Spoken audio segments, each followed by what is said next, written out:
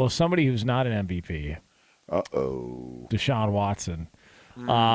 Roger Goodell spoke yesterday about the thinking behind the NFL's 1 year, why they're looking at a more strict penalty for Deshaun Watson and why they asked for a full season. And here's what he had to say. We've seen the evidence. She was very clear about the evidence. She reinforced the evidence that there was multiple violations here and they were egregious and it was predatory behavior. Those are things that we always felt were really important for us to address. Yeah, so that'll just about do it on the 6-game suspension for Deshaun Watson. At this point, it's going to be millions of dollars, and it's going to be many more games. And I'm just wondering, are we looking at a full season, or are they going to meet somewhere in the middle? Can I ask a simple question here? Yeah.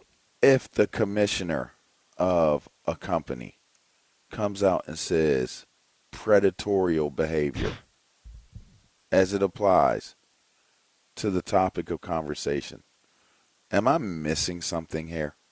How is that if somebody in the front office exhibited egregious and predatorial behavior, if someone in regular corporate America exhibited egregious and predatorial behavior, would they just be fined and suspended for a little bit and come back to their job? They'd be gone. Yeah, they'd be gone.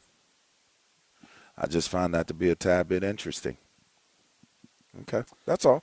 I was Well, just figuring I'd get that answer. I believe that's why. Look, I believe that's why they're pushing for a 1-year suspension and a fine, and I think that's also the reason why he's probably felt the need to speak out because he understands the gravity of the situation, and what the narrative is out there, and that their process that they tried to put together with Sue L. Robinson, they don't feel like it was just for the actions that were committed by Deshaun Watson. And that she probably ruled not so much on the evidence that was displayed, but more so on their previous process of how they've gone about punishing players, whether it was Zeke Elliott or Ben Roethlisberger or whoever else you want to throw into the conversation. I think she used that more as her precedent for the 6-game suspension.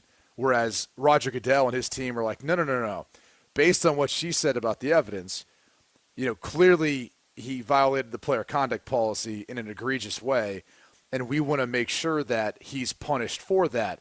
I mean, he went on to talk about how, you had 4 different cases that she reviewed, all of which he felt like, obviously, he violated the player conduct policy in each one of those cases, and said, are you viewing them all as one, or do you view them all individually, which would make him a repeat offender, which we obviously know that. But because they viewed them all individually, at least the NFL, that's what the case they're making. Now they're saying, yeah, this has to be a harsher penalty because it's not just one, it's multiple, even though they're looking at it as one situation that there's players dealing with. So I think he's been very public, and the NFL has been public about pushing for a 1-year suspension for a while.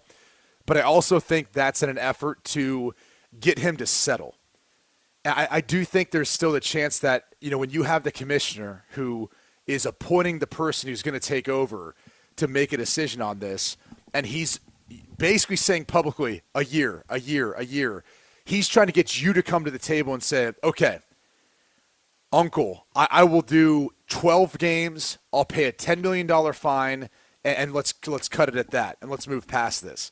Otherwise, they're going to wait for Peter G. Harvey to then give this sort of suspension, or maybe he'll do a 12-game, $10 million, just so it looks like this isn't some kangaroo court, and whoever Roger Goodell appoints in the future is just going to abide by whatever Roger Goodell says. Because that's the other portion of this is they're probably to some degree, based on this process, it looks bad if the guy's publicly stating what he thinks should happen, and it does happen exactly what he says. Then it's like, well, you might as well have Roger Goodell there in the first place.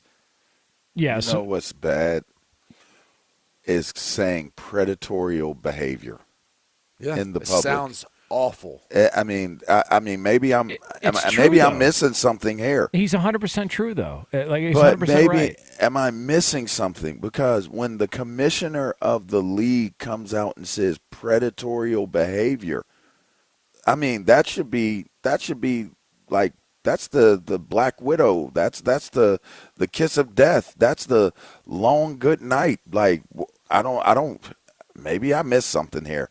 But when the commissioner says predatorial behavior as it applies to women, it wasn't predatorial behavior towards anything else. We're talking women. I think that to me, wow.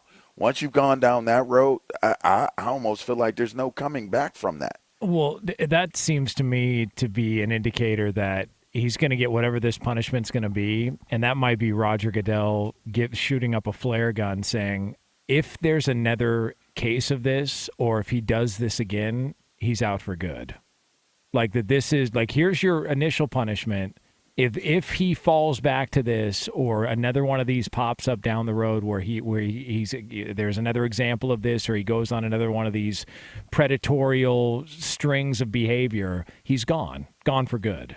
Like, because I don't think he can go that. He can indefinitely suspend him based on that. And maybe to Brady's point where he says, look, I feel like a full year is this, and he comes out really strong, and it kind of pushes and forces Deshaun Watson and his side to want to come back to the table and accept what the original proposal was, which was the 12 games and the $10 million. But, yeah, I think Roger Goodell's letting everybody know, like, if this happens again, he's going to be gone for good. He also let the world know that they're only going to suspend and fine a guy that is exhibiting predatorial behavior towards women. I mean, that is also what he's saying, right? No, I mean, you mean like that? No or yes? No, I don't think that's what he's saying. He'll suspend and fine anybody that violates whatever was in the CBA. The player conduct policy. Yeah, and I mean, I think so. He's not saying that we're just going to fine and suspend this guy that has predatorial behavior and continue to have him be employed. It's something different.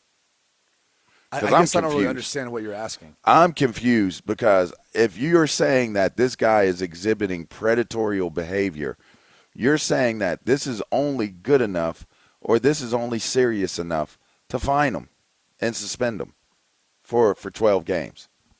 Like that's a 12-game limit and X amount of dollars fine on somebody who is exhibiting predatorial behavior. Well, he's claiming a year. That's what he's saying. Yeah, I mean, let me ask you this.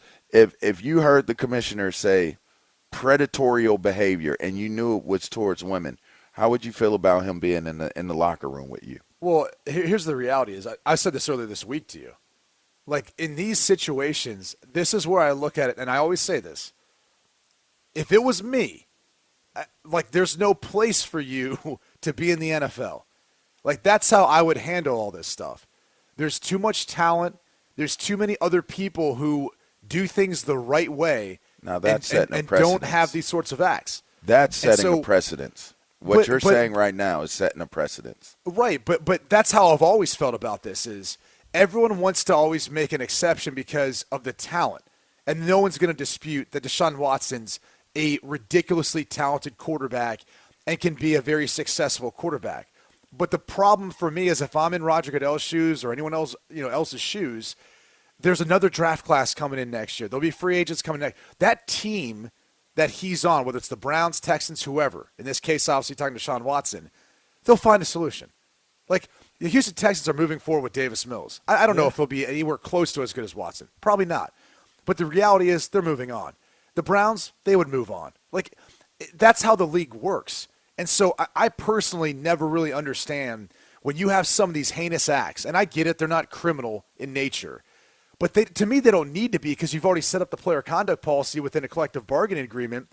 That means if you really want to protect the shield, the image of the league and everything else, then he's got to go. Kick rocks. Go elsewhere. Go find somewhere else to play then because you've got talent, you've got other people who are begging to take that spot that aren't going to do the wrong thing when put in a situation, that are going to do the right thing.